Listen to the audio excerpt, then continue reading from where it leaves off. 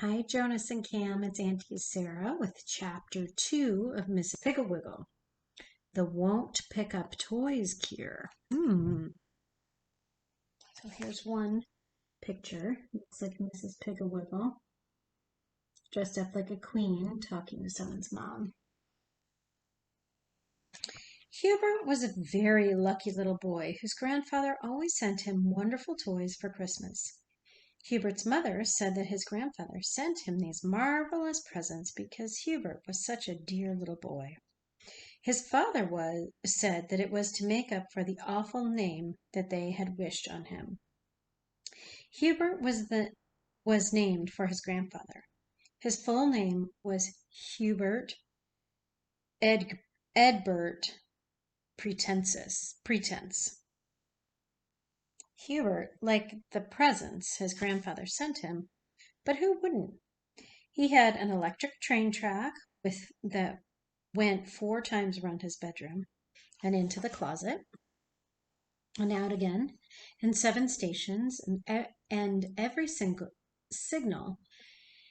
There were 2 bridges and a snow shed. He also had a little builder set so large that he could build regular office buildings, a great big wagon full of stone blocks made into shapes so that he could build big stone bridges for his electric train, and stone buildings and even stone barracks for his 1,500 toy soldiers. Hubert also had a circus with every kind of wooden jointed animal and clowns and tightrope walkers and trapeze artists. He had a typewriter and a real desk and a little radio and 2 automobiles. He had about 100 or more airplanes and little cars. He had a fire engine with real sirens and lights and a hook and ladders and so many books that he had to have 2 bookcases in his room. Hubert liked all the toys, and he was moderately generous about letting other children play with them.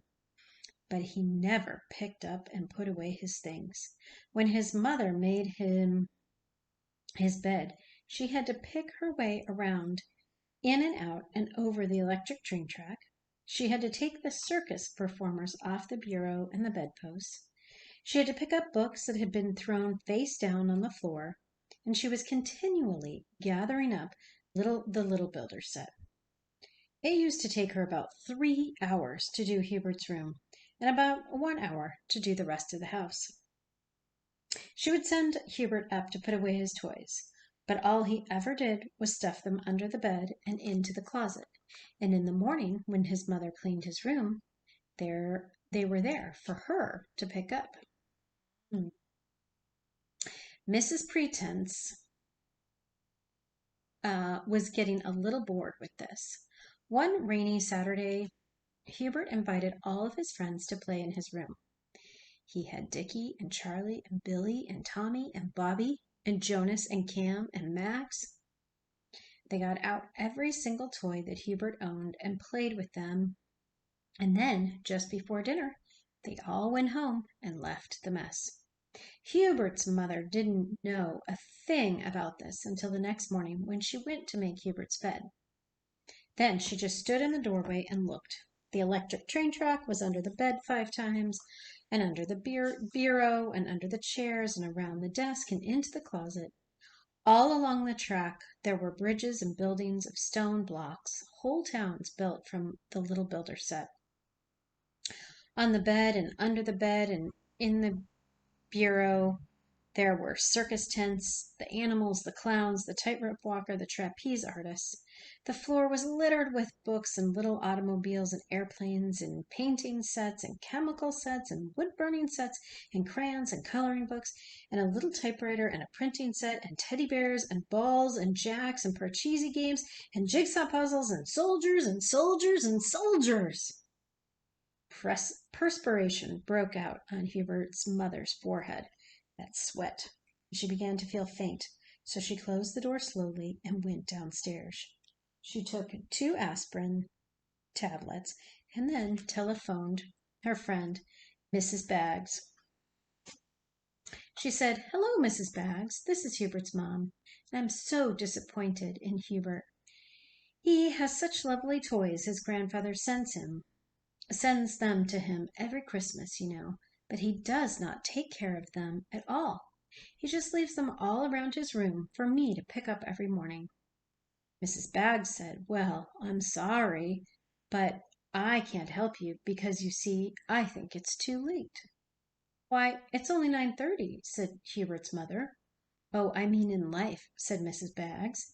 "You see, we started Ermintrude picking her toys up when she was 6 months old, a place for everything and everything in its place. We have always told Ermintrude now. That's what we've always told her. Now she is so neat she becomes hysterical if there's even a crumb on the floor." "Well, I certainly hope she never sees Hubert's room," said Mrs. Pretense dryly. "She'd probably have a fit," and she hung up the phone. Then she called Mrs. Mohead.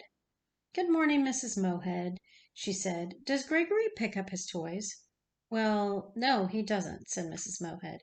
"But Gregory is rather delicate, and I feel that just playing with his toys tires him out so much that I personally see that all of his little friends put away the toys before they go home."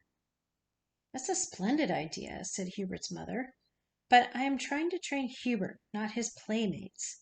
"Well, of course, Hubert is very strong and healthy, but Gregory is intelligent," said Mrs. Mohead.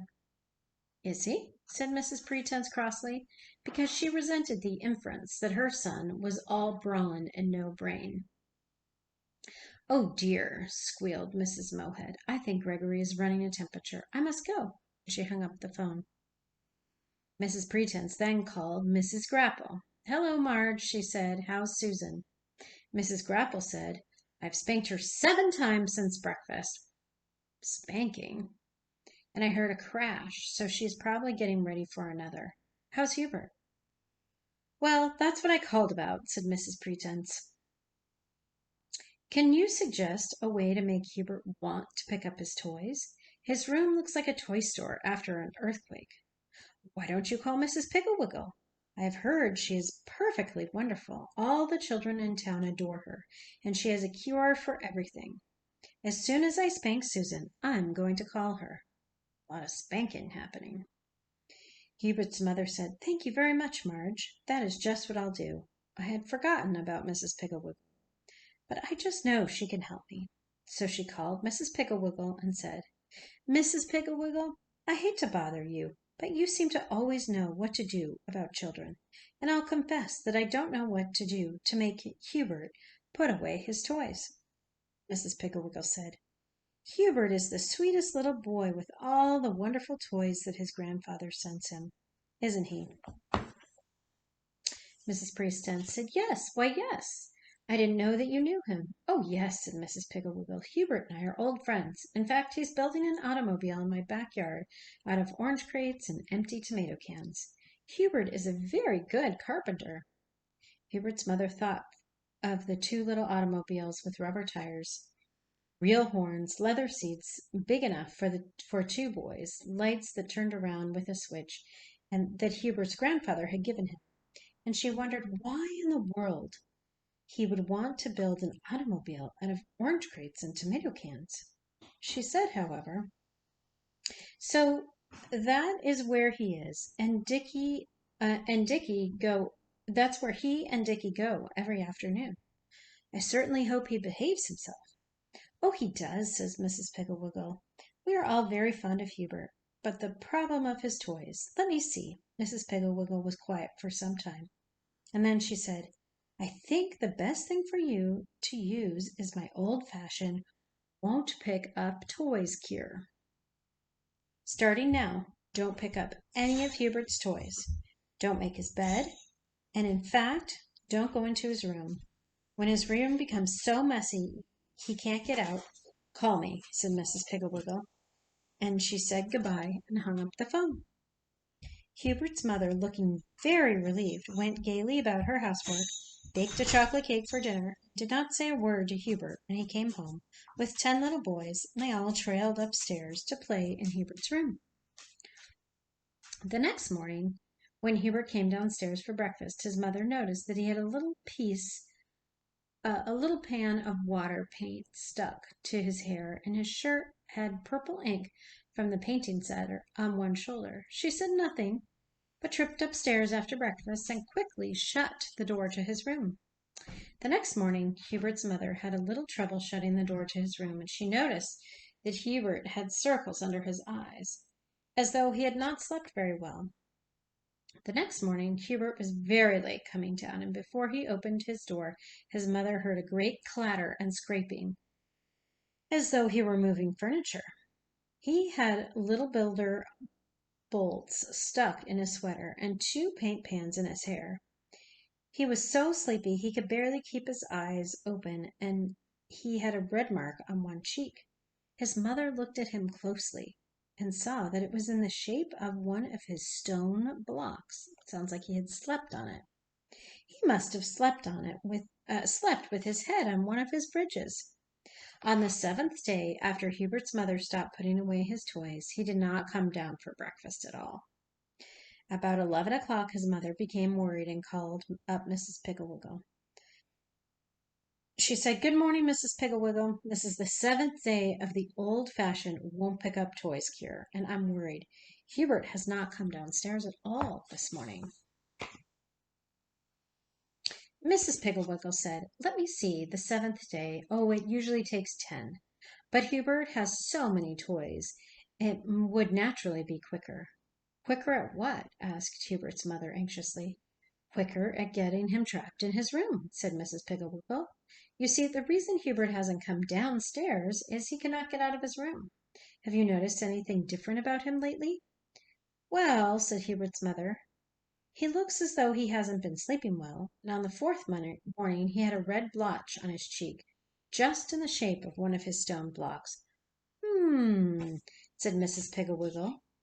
"He probably can't get at his bed, and he's sleeping with his head on blocks for pillow." "But what will I do?" asked Hubert's mother. "How will I feed him?"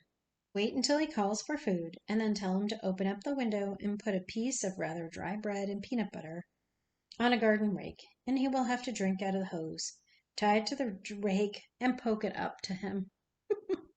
When Hubert's mother hung up the phone, she heard a muffled shouting from the direction of Hubert's room. She hurried upstairs and listened outside the door.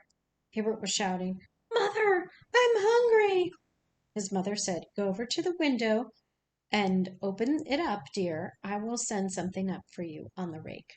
So here is a picture of Hubert's mother sending some food up on this rake to Hubert there in his open window. Some birds. There's their dog.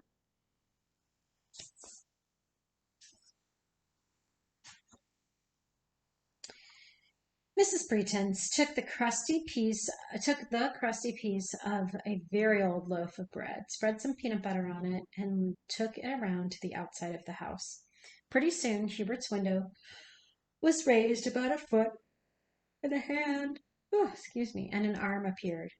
His mother stuck the bread to one end of the tines of the rake and poked it up to the window. The hand groped around for a while and then found the bread and jerked it off, and the window banged shut. That night, when Hubert's father came home, his mother told him all about Mrs. Pigglewiggle's treatment.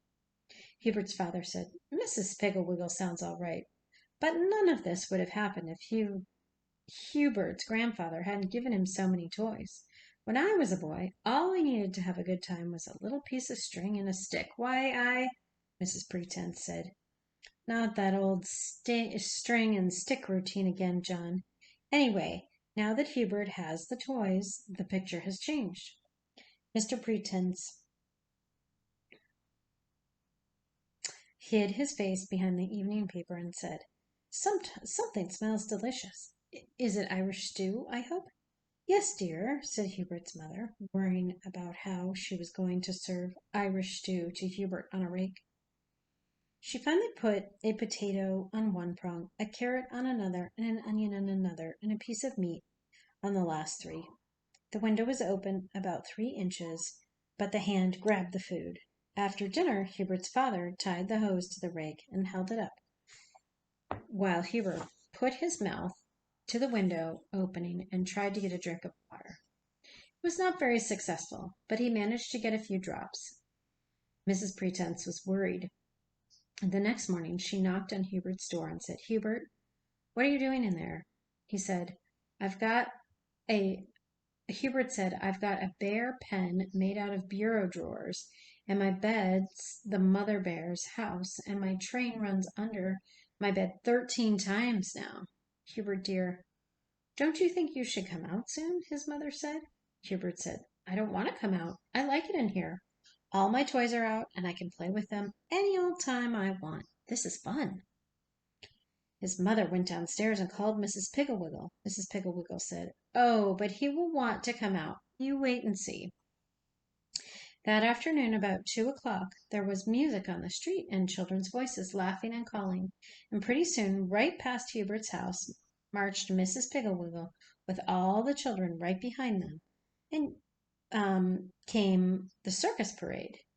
Hubert managed by putting one foot on the bureau and the other foot in a freight car of his train to get the window open and look out. He waved to Mrs. Pigglewiggle, and she called, "Hurry, hurry, Hubert! We're all going to march all around town, and then we're going to the circus." Hubert turned around quickly with the idea of getting to the door and joining the fun. But the freight car went scooting under the bed, and the bureau drawer tipped over, and hit him smartly in the shins.